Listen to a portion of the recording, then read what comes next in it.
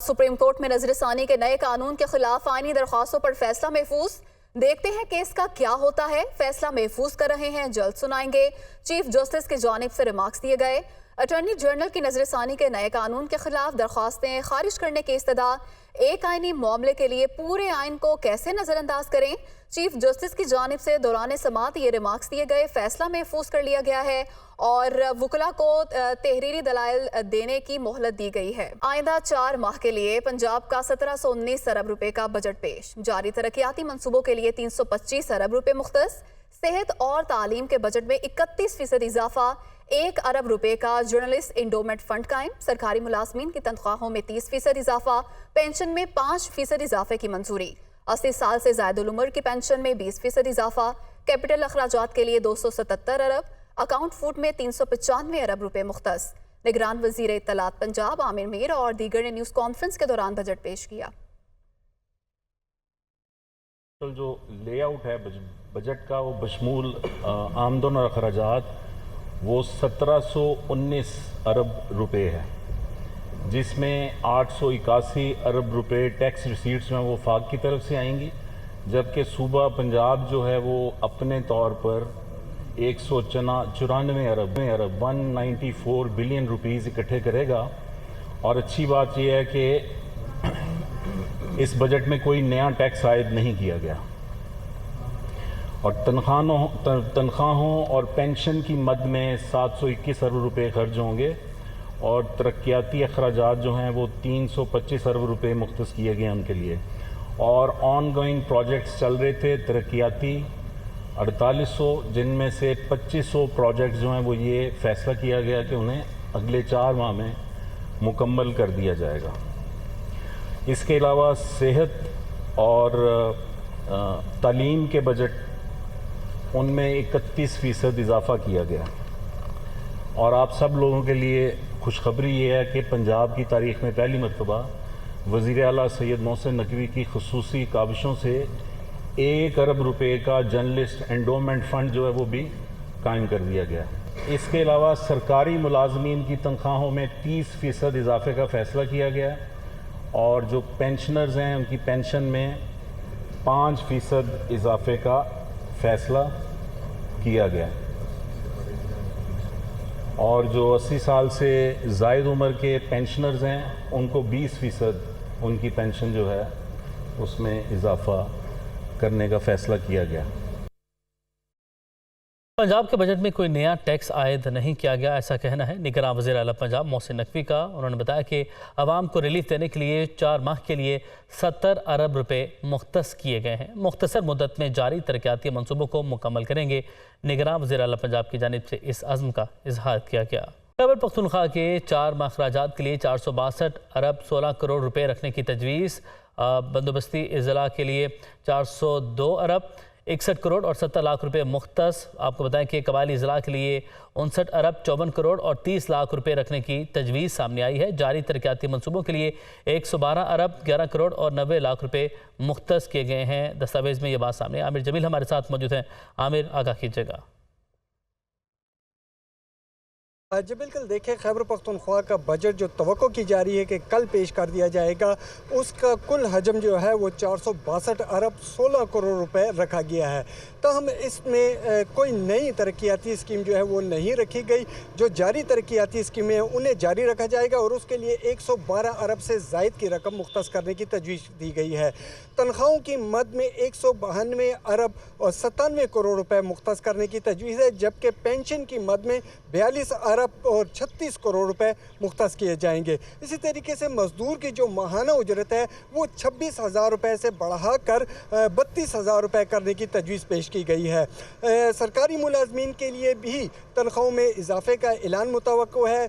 1 grade से लेकर 16 grade तक जो सरकारी मुलाजमीन है उनकी तनख्वाहों में 35% इजाफा करने की तजवीज़ पेश की जा रही है, जबकि ग्रेड 17 और इससे ऊपर के जो मुलाजमीन हैं उनकी की जो तनख्वाहें वो 30% तक बढ़ाने की तजवीज़ है। इसी तरीके से पुलिस का जो राशन अलाउंस है उसमें भी इजाफा करने की तजवीज़ पेश की जा रही है। ख़ास तौर पर इस नए बजट में जो सरकारी गाड़ियाँ हैं उनकी खरीदारी पर मुकम्मल तौर पर पाबंदी आयद की जा रही है। आपने अपडेट का आपका बहुत शुक्रिया। मुस्लिम काफ के सरबराह चौधरी शुजात हुसैन की चौधरी परवेज इलाही से मुलाकात। चौधरी शुजात हुसैन चौधरी परवेज इलाही से मुलाकात करने जेल गए। चौधरी परवेज इलाही की चौधरी शुजात से मुलाकात मामूल के मुताबिक कराई गई। मजीद तफसीलात जानते हैं मुजाहिद शेख से। मुजाहिद, बताइएगा इस मुलाकात के दौरान क्या बातचीत हुई? देखिए जी, सियासी सदर जो है नामे पे बड़ी खबर सामने आई है कि मुस्लिम लीग काफ के सरबराह चौधरी शुजात और चौधरी परवेज इलाही के दरमियान जो है वो मुलाकात हुई है। सियासी सफरनामे पे ये भी हुआ है कि चौधरी परवेज इलाही से मुलाकात करने के लिए जेल गए हैं। कुछ अर्सा पहले दोनों की सियासी तौर पर राहें जुदा हो चुकी थी, लेकिन आज एक अहम पेशरफ्त जो है वो सामने आई है कि परवेज इलाही से मिलने के लिए चौधरी शुजात हुसैन जेल में खुद गए और परवेज इलाही से मुलाकात जो है वो आम कैदियों की तरह रूटीन के मुताबिक करवाई गई और चौधरी शुजात और चौधरी परवेज इलाही की मुलाकात की तस्दीक जो है वो जेल हुकाम की जानिब से भी कर दी गई है। जी मुजाहिद, बहुत शुक्रिया आपका। यूनान कश्ती हादसे के बाद गुजरात में शोक का समा है। हर आंख अश्कबार है। एक ही गांव के 6 नौजवान हादसे का शिकार होने वाली कश्ती पर सवार थे। इस वक्त नुमाइंदा दुनिया न्यूज़ नवीद शाह नवाही गांव गुरेकी में लापता होने वाले नौजवान दाऊद के घर पर मौजूद हैं। उनसे मज़ीद तफसीलात जानते हैं।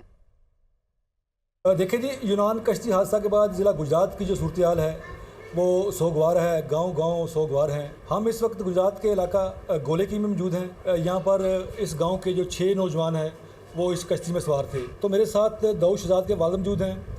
इनसे जानते हैं कि इनके बेटे ने क्या उनको बताया। दाऊद ने बेरोज़गारी से तंग आकर ये सब काम किया है, लेकिन मैं उस वालिद हूँ उसका, मैंने उसको 1000 बार मना किया, लेकिन वो हमारी बात नहीं माना।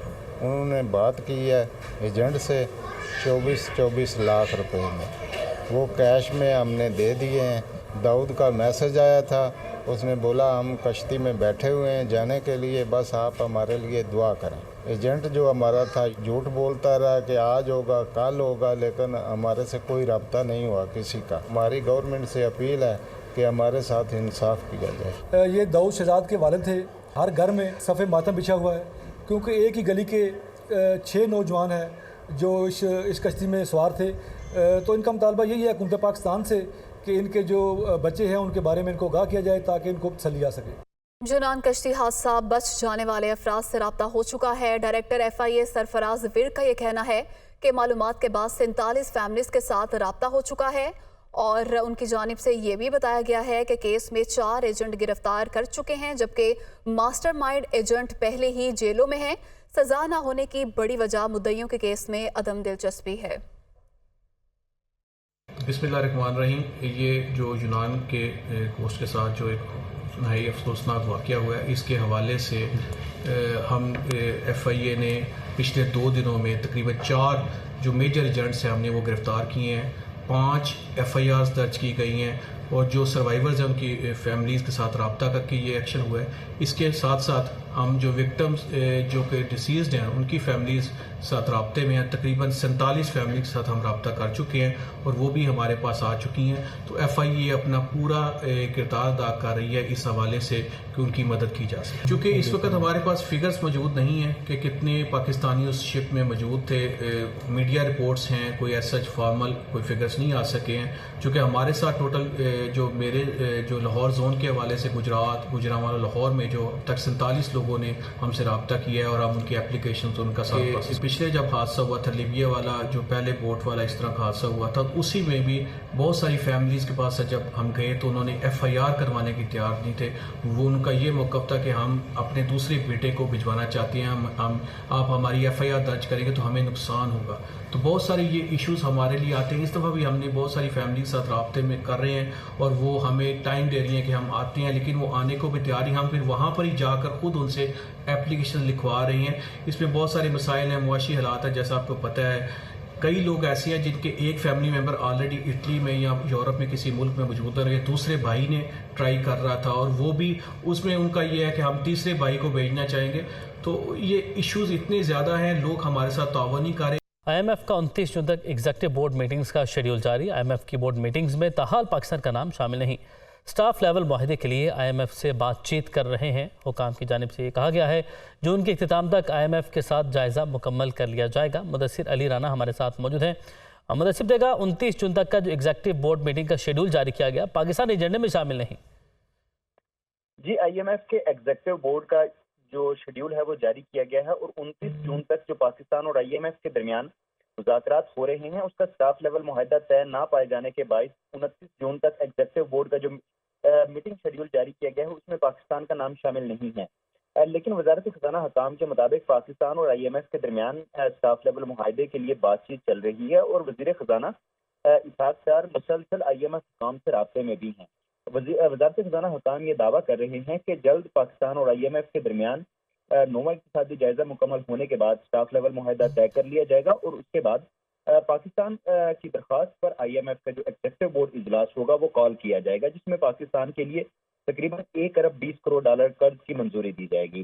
पाकिस्तान और IMF के दरमियान अभी तक जो स्टाफ लेवल मुआहदा तय पाए ना जाने की सबसे बड़ी वजूहात हैं, उसमें IMF की जानिब से बजट पर भी एतराज़ात उठाए गए हैं और साथ में जो एक्सटर्नल फाइनेंसिंग है पाकिस्तान उसकी टर्म एंड कंडीशन को अभी तक कंप्लीट नहीं कर पाया है। पाकिस्तान और IMF के दरमियान जो बातचीत हुई थी उसके अकॉर्डिंगली पाकिस्तान ने तकरीबन कोई 6 अरब डॉलर की एक्सटर्नल फाइनेंसिंग का। ठीक है मुदस्सिर, आपने अपडेट किया, आपका शुक्रिया।